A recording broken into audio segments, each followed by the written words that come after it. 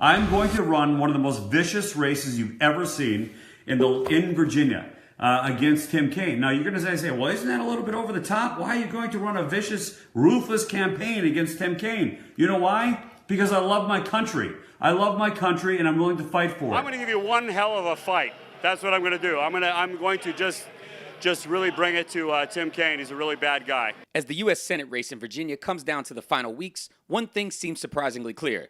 The much-anticipated vicious and brutal campaign between Corey Stewart and Tim Kaine never really materialized, according to Virginia Tech political expert Bob Denton.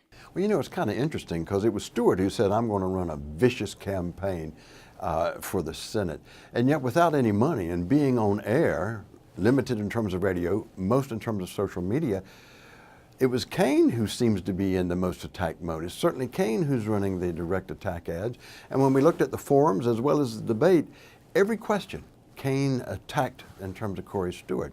So what I find rather interesting is that we anticipated a lot of negative aspects to this campaign, but we've seen more of that from Kaine than we actually have from Stewart. Instead of doing his job, Corey Stewart skipped a vote on opioids to campaign in Alabama for accused child predator Roy Moore, the guy who said America was great during slavery, and who said repealing women's voting rights would, quote, eliminate many problems. That's who Corey Stewart helped instead of voting on opioid prevention. Corey Stewart is dangerous. Corey Stewart often fashions himself as a younger version of Trump. He was Trump's Virginia campaign chairman before being fired by the reality TV star turned politician. And although Trump congratulated Stewart on his primary win, Denton says it's unlikely that Trump will travel to Virginia to campaign for Stewart, even though the White House is only minutes away from Northern Virginia. When I think about President Trump, the danger here, especially in these congressional races and how he can actually stimulate the Democrats to come out,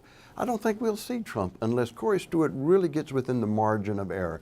If he really gets close, that would be a calculus that the campaign would have to decide if it's worth it. But right now, I think Trump is really focusing primarily in the red states, as he should. He doesn't want to cause any damage here in terms of some of the very close congressional races. And so I'd be surprised if Trump would come. But if he does, that really sends a signal that the race is closer than people think. While Stewart constantly tries to tie himself to his former boss, the fact that he didn't run as ruthless of a campaign as he had promised is just another piece of evidence that Stewart is nothing like Trump. Stewart should be proud of that, though. He should be proud that he isn't as vulgar and as belligerent as President Trump. I'm on Meet the Press, a show now headed by Sleepy Eyes Chuck Todd. He's a sleeping son of a bitch, I'll tell you. Stewart should be proud that he doesn't refer to women like this. You know, you could see there was blood coming out of her eyes, blood coming out of her wherever, but... He should be proud that he didn't run that ruthless, vicious campaign he promised to run, because now, even if he loses this race, he can walk away with his dignity and be remembered as a gentleman. That's one thing this guy here will never be remembered for. You know, I'm automatically attracted to beautiful. I just start kissing them. It's like a magnet. You just kiss. I don't even wait. And when you're a star, they let you do it. You can do anything. Whatever you want. Grab them by the pussy. You can do anything. In the Breaking Through Newsroom, Theodore Whitelow, Breaking Through News.